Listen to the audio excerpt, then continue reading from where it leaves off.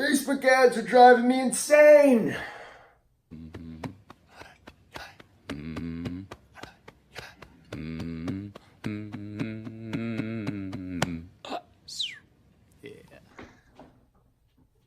There's no need to be going nuts with Facebook ads. Facebook interest targeting is as easy as pie if you know what you're doing. And we're going to cover my interesting targeting strategy in 2019. I will see you in my computer. Okay. Facebook ad targeting 2019 strategy, simply put. Stay tuned throughout this entire video to get the entire strategy. Cannot stress this enough. Let's get into it. So, you found your niche, right? Now you're going to find brands within that niche. And now you're going to target interests within that. So we're going to go over two examples. And one is going to be an example of that general targeting, that general niche, especially if you have a general store. And then we're going to go over examples of more of a niche down product and how to do targeting on that. So the first example that we put here is just a wireless charger. You've definitely probably seen these advertised before. Are they saturated? You know my feelings on that. I think that, if everything could be quote unquote saturated, you could still make money with it as long as it's just not old. So here we have it. We have a wireless charger for iPhone. So this is a more general product. It's not something that people have to necessarily be really into, let's just say, but there are still ways to target these interests within that.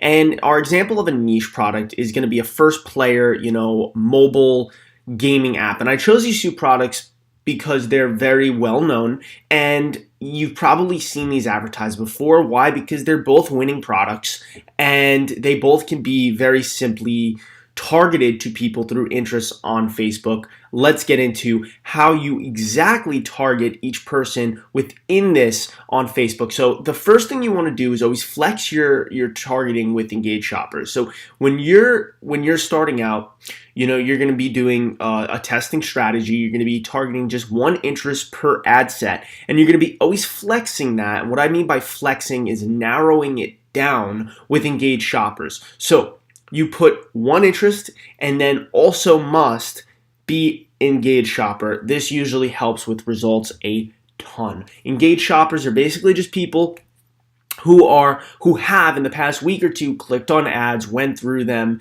people who actually interact with ads, because there are some people, users on Facebook or Instagram, that just never really ever interact with ads. It won't push your ads to those people. So if we're going out and targeting this product right here, what we're going to be doing is just flexing these with general targeting ideas. So how do you come up with these general targeting ideas? Very simple. So first thing you want to do is kind of just think of the general product that you're doing, and 9 out of 10, if it's a really general product, you're going to be able to find the exact product or general collection of products that product falls into and find that as an interest. So for this one, mobile phone accessories, engaged shoppers. Very easy to do. Now another one is iPhone 7 Plus and above. Reason why is because those iPhones actually have the capability of charging wirelessly. So you don't want to be pushing this ad to someone with an iPhone 6 who this product really isn't relevant to, right? I mean, that wouldn't really make sense. You're spending money on ads to people who literally have no intention of buying this because it's not relevant to them. So that is another huge one, and you could just push this out generally. Now, in the beginning, with this, and a lot of people like to overanalyze the entire interests, and this is super important because a lot of people overanalyze this. They think that they need to really hyper target this, and they don't realize that Facebook's algorithms back end are very strong. And once you get going with these purchase conversion campaigns, Facebook is a very smart system. What they're going to do is they're going to pick and choose what person to push your ad to given the result that you're looking for. Facebook has to do this. Why? Because for them, basically, the happier that you are, the more you're going to spend. So the more results that you get as an advertiser with their platform, the more money you're going to dump into ads to get more results. It's very easy. So if Facebook just pushes your ad and you get no results, what's going to happen? You're going to stop advertising on their platform. So don't don't be so over analyzing things when you're targeting. So let's get into niche targeting. This is more of, I always recommend niche just because it's obviously easier, and you'll see that even with the targeting strategy that we're about to use. And don't just think it's this. So what we want to do is, so for our product here, we could see that it's for gamers. So it's within a niche. It's a gamer. It's a large niche. It's not a small one. It's a large one, but it is within one. What do we want to do?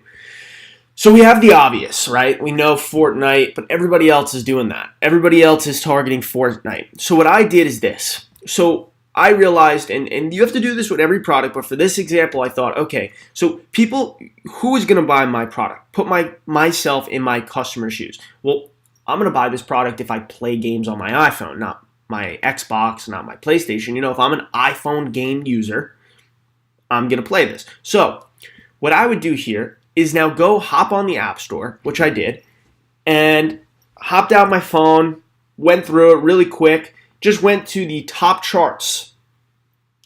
It's reversed, but I hopped onto the top charts and I just looked, okay, what games, right, are like the hottest paid games or free games that people are playing on their iPhone. So I went through, I saw, okay, Assassin's Creed. So we'll try that one out. We'll just do Assassin's Creed, and we'll flex that with engaged shoppers. Now for this, we also kind of have an idea that, you know, most people playing games like this are younger. So for these type of ads within this niche, we're going to then go ahead and just put, you know, 16 through 30, you know, broad at first. We're going to do 16 through 30. I don't think any 55-year-olds playing Assassin's Creed on their phone. There probably are. There are very few of them. We don't want to waste money on them. So we will go through that. Then I kept looking. I saw, okay, Monument Valley. That's an interest. So we'll target that with engaged shoppers. Same thing. Age 16 through 30, men and women, really easy. We can also do this with any sort of product just by simply Google searching that niche and seeing what brands appear. So, for example, if you're doing something with coffee accessories, you can just look up the coffee brands. You can see, you know, Nespresso is going to be top. Starbucks is a top brand. You know, you could find more niche down brands where if people are interested in that, they're more interested in buying coffee accessories. Now we could take those and apply the same concept here with our interest strategy, just by taking, you know, Nespresso, engaged shoppers, and for that it'll be more of a broader range, and we'll target our coffee accessory. It's super easy. Just Google search your niche and see what brands appear. That's simple. You don't have to overthink this, and you just have to test out 5 to 10 different interests and see, you know, what's really popping. What interests are actually working for your product? What is getting the most results? A lot of people like to put, you know, 15 different interests and narrow it down 5, 6, 7 times, and it just, a lot of times that really won't work. Sometimes it can, but I like to keep it broad in a sense of just real simple and easy. One interest, one engaged shopper, that's it. Facebook does a lot, and as you get more and more data on that pixel, a lot of heavy lifting. So stop overthinking this. You're overanalyzing everything, and you're freaking yourself out. What Facebook does is, as you get more and gather more and more data towards your pixel, and this is why data is, you know, the name of the game, it'll start to get smarter. And that's kind of the beauty with Facebook and Instagram ads. So at the end of the day, when you're doing any product, simply put, if you're putting that right product in front of the right people who want to buy it, you will be successful. If you're putting a good product in front of people who are not interested in that product, you're not going to be successful. How do you find the people who are interested? Testing, testing, testing. And that's it. If you see a product that is working, if you see ads that are constantly running for one product, you know that people are making money with this product.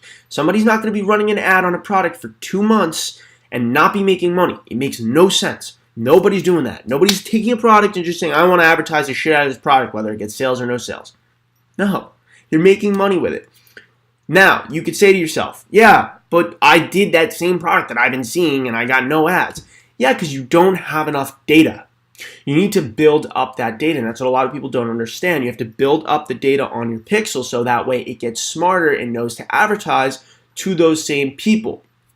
a lot of the times people will come and say, they'll be thinking, and I'm sure this has happened to you when you're scrolling through Instagram, scrolling through Facebook, oh, Facebook overhears, my conversations with my friends and knows to advertise that product. No, it's just a combination of good targeting. You're in a lookalike audience and you fall into a category of somebody who's most likely going to purchase this product. And obviously it's doing a really good job because you were just talking about it the other day. That's all it is.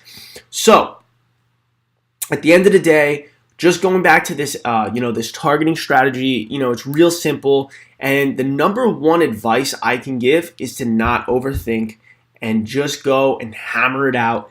Go through testing, and that is it. So, like always, guys, if you gain some value, even just a little bit, give a thumbs up. It really helps. Subscribe.